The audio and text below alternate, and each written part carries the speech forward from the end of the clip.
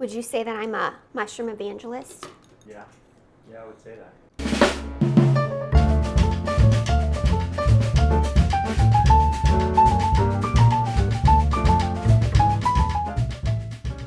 Today we are making my rich and delicious cream of mushroom soup. And everybody, I need you to remain calm. Please do not exit. I promise you are gonna love this soup, even if you don't love mushrooms. I am that girl, I am going to say that. This soup can become one of the most versatile soup recipes you have in your arsenal, because not only is it so delicious on its own, a big heaping bowl of cream and mushroom soup, maybe some shaved Parmesan, some green onions, delicious on its own. You can also use it to put over pot roast. You can use it to put in your green bean casseroles or other casseroles. That's what I do.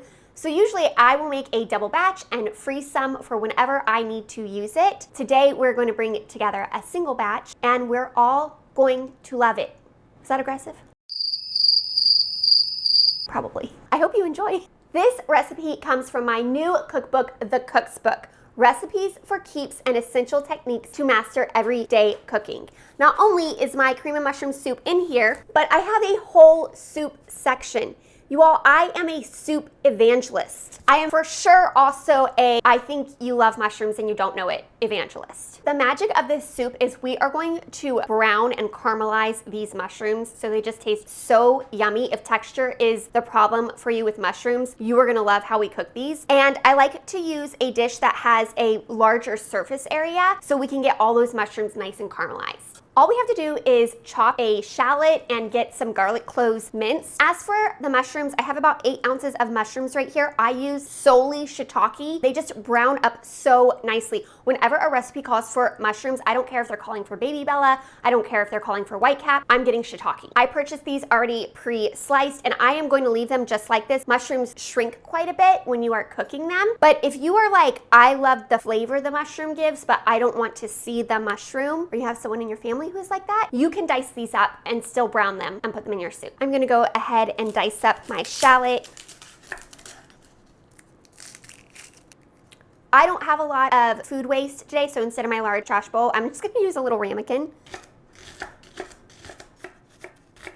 Just have a nice dice on these shallots. If you want a smooth soup, you can also blend this soup after it is finished cooking. I feel very strongly about what mushrooms can add to a dish. And what is that? Flavor. It adds such a nice, rich umami flavor. We must be eating shiitake mushrooms. The other mushrooms, I can't vouch for the other mushroom. I can't vouch for them. I have another mushroom to throw in the ring, and that would be gnocchi mushrooms. They taste a little nutty. They're really delicious. Naked! And you have to say it. You have to shout it. You can't just be like, naked. That's creepy. The day that you don't yell naked, I'm just gonna be really concerned. I have so much garlic content on this channel. I have my pan here over on medium-high heat. I'm going to add butter. My recipe calls for 2 tablespoons butter, but I have 3 tablespoons here, so I'm just gonna use 3 tablespoons. A tragedy. I'm gonna let that get nice and melty and bubbly, and then we will add the mushrooms. It's the butter dance. Our butter is nice and bubbly and getting a little browned. We're gonna add the mushrooms, and I want to spread them out so that they all have contact with the bottom of the pan. That's how they're gonna get nice and browned. When you make this dish, watch how quickly the mushrooms soak up that butter. They just soak it right up. This is 3 tablespoons of butter, and it's about to look like I didn't add any liquid to my pan. The mushrooms soak up the butter so quickly. You all, mushrooms are flavor carriers. They have a secret little suitcase that we can't see, and they pack in all that flavor. Butter, add it. Oil, add it. Yummy seasonings, add it. And now all that flavor is in the mushroom, and they deliver it to us in our mouths. They're flavor carriers. If all of your butter does quickly get soaked up, you can go ahead and add a little bit of olive oil. I just do a little drizzle over them. If you are using a non-stick pan, you might not see the butter get soaked up as quickly. But if you are using something like stainless steel or enamel cast iron, you're gonna see that liquid absolutely disappear.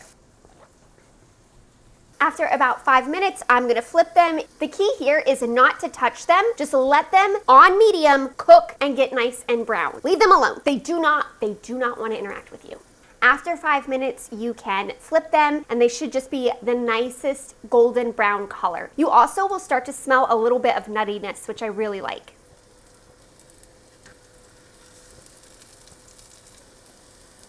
After I flip them, I let them caramelize on the next side for about a minute or two. They don't need as long because the pan is nice and hot. And now I'm going to add my shallots and garlic. And you all, this smells so good. And all it is butter and mushrooms. It's just this nutty, buttery deliciousness happening. And we're gonna turn it into a soup. So I'm gonna add my shallots, mix those in, let them soften. Once the shallots are nice and softened, I'm gonna go ahead and add my garlic. And after I add my garlic, I just wanna make sure I have my liquid ready to go. And you all, we have a little bit of leftover white wine, so I'm actually gonna deglaze with that white wine. Garlic smell just hit me, so now I am going to deglaze.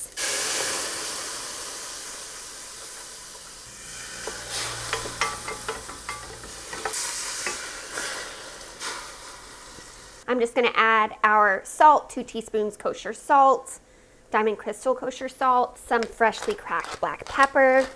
That's it with the seasonings. We let everything else in this dish really come through with the flavor. I'm gonna mix this all together, and then we are ready to add our broth. Now I'm gonna add 2 cups of beef broth. You of course can use vegetable stock if you want to keep this vegetarian.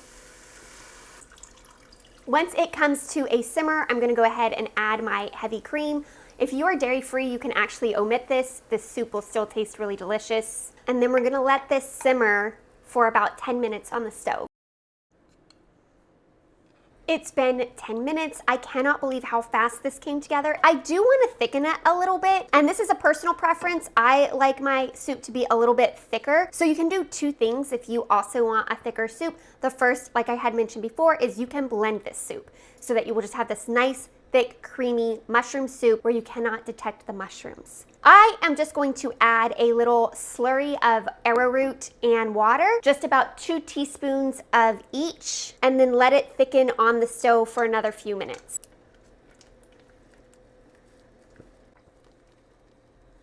Look how creamy and silky this is, and it thickened up within just like 60 seconds. This is the consistency that I love for this soup.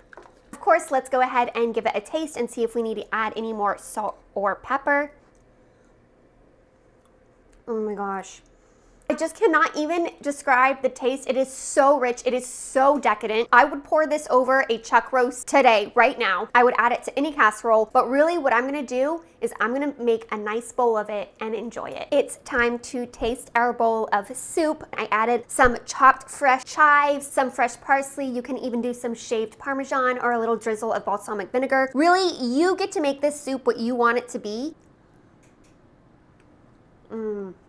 Honestly, it's like a big hug. I hope you try this recipe, and for anyone out there who is a card-carrying mushroom hater, I'll be here to collect your card.